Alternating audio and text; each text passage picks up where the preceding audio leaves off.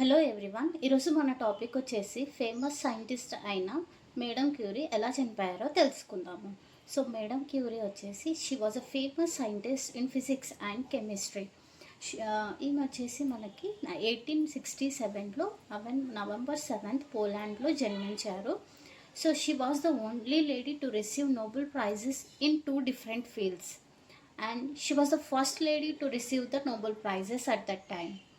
So her discoveries వచ్చేసి మనకు radium and polonium అనే 2 రేడియో యాక్టివ్ ఎలిమెంట్స్ని కనుక్కున్నారు. అంతేకాకుండా World War I టైంలో చాలామంది సోల్జర్స్ ఇంజ్యూర్ అయ్యారు కదా, వాళ్ళ కోసము మొబైల్ ఎక్స్రే యూనిట్స్ అనేవి కనుక్కున్నారు. ఆ మొబైల్ ఎక్స్రే యూనిట్స్కి పెటిట్స్ క్యూరీస్ అనే పేరును కూడా ఇవ్వడం జరిగిందనమాట. సో మేడం క్యూరీ వచ్చేసి మనకు 1934లో జూలై 4 మరణించారు.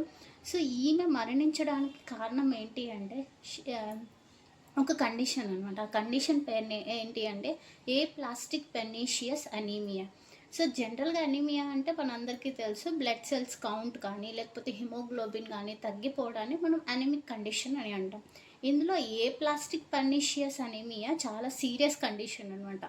ఇందులో మనకు మామూలుగా blood cells, red blood cells, white blood cells, blood platelets ఇవన్నీ కూడా మనకి ఎక్కడ రైజ్ అవుతాయి, బోన్ మ్యారో ప్రొడ్యూస్ చేస్తుంది. సో ఈ కండిషన్లో ఏమవుతుందంటే బోన్ మ్యారో ఈ బ్లడ్ సెల్స్ని ఫామ్ చేయడంలో ఫెయిల్ అయిపోతుంది అనమాట. సో ఈ పెర్నీషియస్ అనీమియా మేడం క్యూరీకి రావడానికి గల కారణం ఏంటి అంటే ఎక్కువ long term exposure to the radiation. So radiation ఎలా వచ్చింది అంటే ఎక్కువ కాలం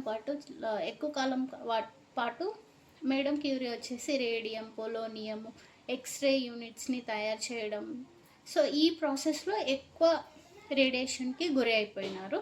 సో దీనివల్ల ఆమెకు ప్లాస్టిక్ పెర్నీషియస్ అనీమియా అనేది రావడం జరిగిందనమాట. సో ఆ టైంలో ఈ రేడియాక్టివ్ ఎలిమెంట్స్ నుంచి వచ్చే రేడియేషన్ వల్ల కలిగే నష్టాల గురించి అప్పట్లో ఎవరికీ ఐడియా లేదు. అందువల్ల అన్ప్రొటెక్టివ్. సో ఆమె ఎక్స్పెరిమెంట్ చేస్తూ ఉన్నప్పుడు ఎలాంటి బాడీ మీద ఎలాంటి ప్రొటెక్టివ్స్ని వేర్ చేయలేదన్నమాట. దానివల్ల ఈ కండిషన్ అనేది రైజ్ అయిపోయింది. అంతేకాకుండా ఆమె చనిపోయిన తర్వాత కూడా బాడీ నుంచి చాలా రేడియేషన్ అనేది రావడం జరిగితే అందుకోసము madam Curie and our husband ఇద్దరు బాడీస్ని కూడా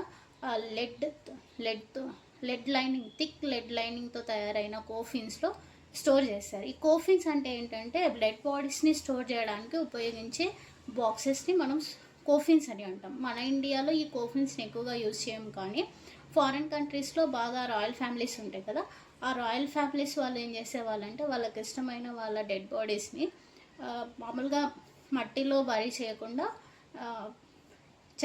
లేకపోతే చర్చెస్లో, ప్యాలెస్లో, మ్యూజియంస్లో ఇలా వాళ్ళకి ఇష్టమైన చోట మ్యాన్షన్లో పెట్టుకోవడానికి ఈ బాక్సెస్ని ఉపయోగించేవాళ్ళనమాట. సో ఈ లెడ్ కోఫిన్స్ యొక్క మెయిన్ అడ్వాంటేజెస్ ఏంటి అంటే, సో ఈ బాక్స్ అంతా కూడా మనకు లెడ్తో బాగా థిక్ లెడ్ లైనింగ్తో తయారై ఉంటుంది. దీనివల్ల బయట ఉన్న హెయిర్ కానీ వెట్నెస్ కానీ లోపలికి వెళ్ళదు.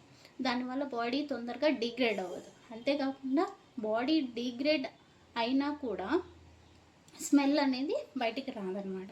సో వీటి కోసము ఈ కోఫిన్స్ని వాడేవాళ్ళు.